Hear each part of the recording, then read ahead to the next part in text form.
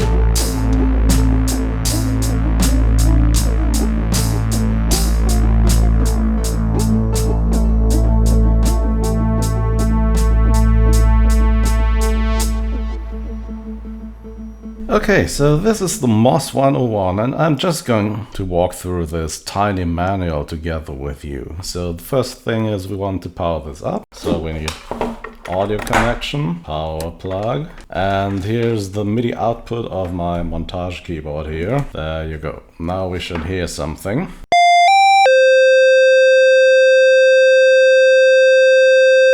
Now that's rather strange because it doesn't pick the MIDI note off function using only the montage. So I have a workaround here. We're going to use the Akai 008, put the MIDI in here and then the MIDI out here, and we'll place it here. Then add the MIDI in here. Now we can plug in the power. Now try that again. That's better. Okay, so let's see what this thing can do. So let's take the manual, it's very tiny. So it says, MOS 101 is a monophonic virtual analog synth programmed in the Faust DSP language on the BL616 microcontroller, which includes two oscillators with stackable square and sawtooth waveforms, each with octave and pulse width control. Oscillator 2 can be detuned. Let's check that. So the idea here is you have all these buttons and there are 37 status LEDs. At the moment we're using a square wave on oscillator 1 and a square wave on oscillator 2. So let's change that to saw wave on both of them. Let's listen again. Or we can stack them. So now we have square wave and saw wave on both oscillators. Or we can have one square wave and one saw wave. Alright. Right, oscillator 2 can be detuned. Let's check that. So here's the alternate key. Hold this down, then here's detune. I hope you can see that. Now press this and now we can use the encoder to detune the second oscillator.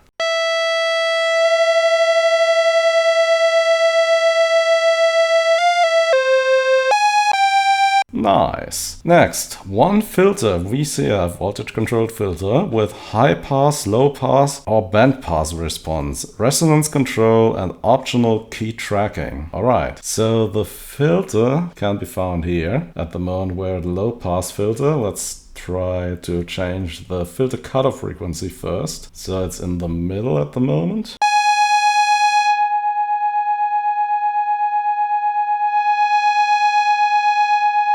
Okay, let's try the bandpass filter.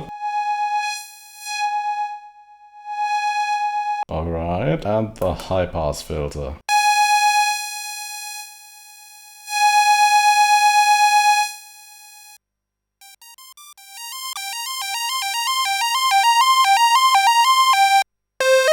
Okay, you can see this synthesizer only has this one knob here. It's an endless encoder, but I can say it's precise, it doesn't move, and it's high quality, obviously.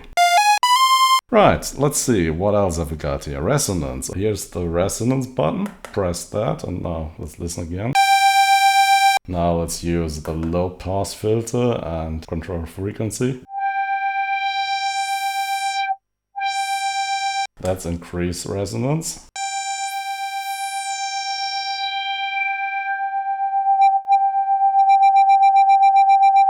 Oh, interesting. What's that?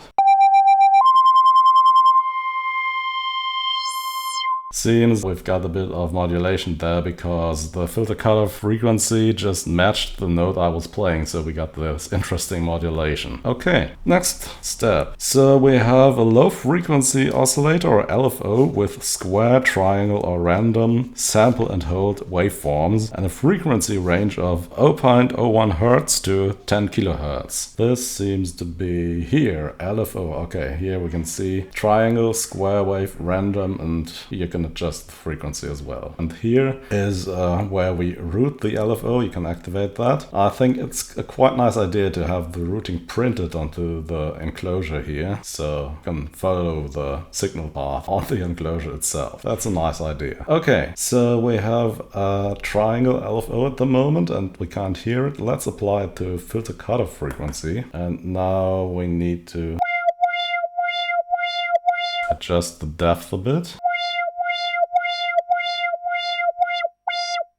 Okay, that's the square wave LFO, random LFO, and we can adjust the frequency.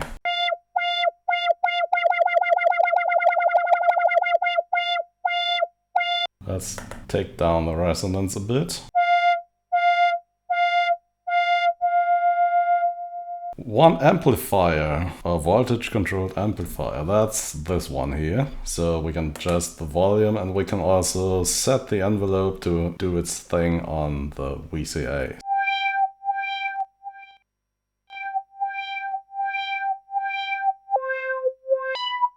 One envelope generator with attack, decay, sustain and release controls with timings from 0.1 milliseconds to 20 seconds, adjustable curves and a special inversion mode. Okay, so that's here. So let's adjust the attack a bit. Then maybe the sustain and decay and release. Let's tune down the oscillators by 1 octave here. Okay, so the next thing is a noise generator with pink or white noise algorithms. So that one can be found over here. So hold down the alternate button, press this button, and now let's increase the noise.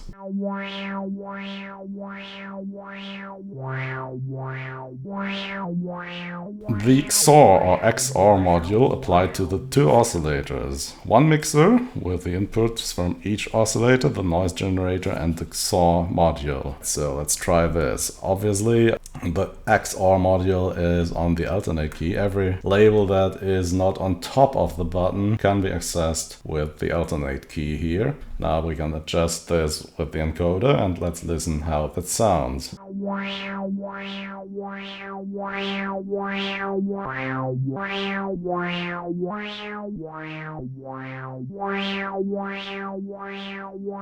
It's a subtle change, perhaps we can hear it better if I apply it to a higher octave here.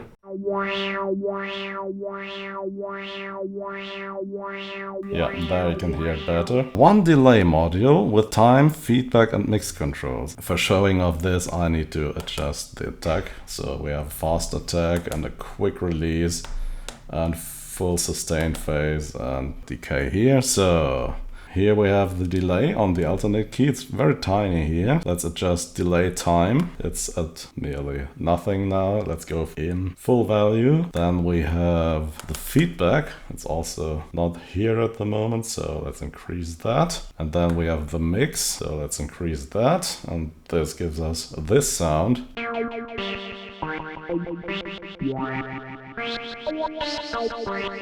Alright, then we have glide with adjustable speed. Okay, this is portamento, so alternate and volume. Now we can adjust the glide time.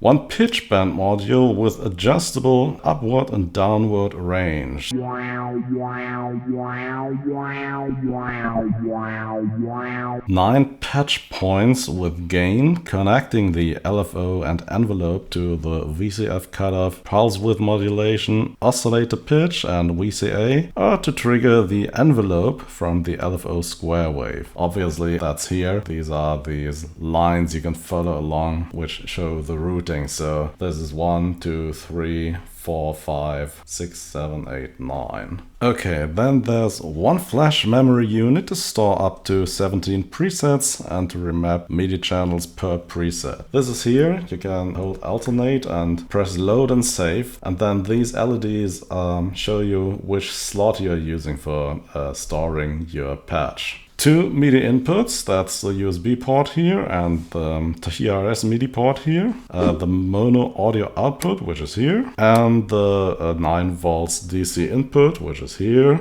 and one knob to adjust parameters, which can be depressed click to trigger the envelope. Okay. Ah.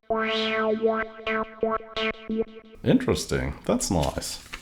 Okay, this page is about everything I already showed you. You can press the buttons and the labels are printed above or below the buttons here, so I already talked about that. They're explaining the LEDs here and the faders. Okay, and it also points out that this row of LEDs here is used for indicating numbers. So there are 17 LEDs here. If, for example, you're choosing a MIDI channel or patch, then the LED indicating the number will light up at the moment. Okay, so we can load and save, already talked about that. And then there's MIDI learning, and this is nice. You can press alternate and learn, and then the button you want to assign to a MIDI controller. For example, filter cutoff frequency. I can press this, now everything lights up green. Now I can, for example, move the mod wheel here in the montage. Everything lights up in mint green. You can press Alt again, and now we can use the mod wheel for changing filter cutoff frequency.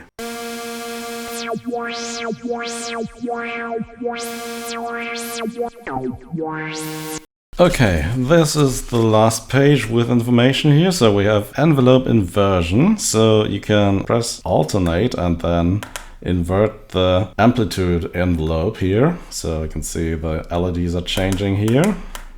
And the manual says, when this control is active, and it is active by default, attenuating the envelope VCA signal will result in higher minimum gain for this signal. When this control is deactivated, the envelope VCA signal operates more intuitively, where attenuating the signal results in a lower maximum gain. Activating envelope inversion allows the composer to give the VCF or the LFO more control over the output signal. For example, with envelope inversion active, when envelope.vca is set to 0, the VCA is always open. Now, using the low-pass filter with CTF set to 0, there is no sound. Now, setting the envelope VCF to 10, the envelope will use the VCF to open and close the sound according to its envelope with a rich and filtered timbre. Alright, let's try this. This is normal. And here's the inverted envelope. Ah, okay.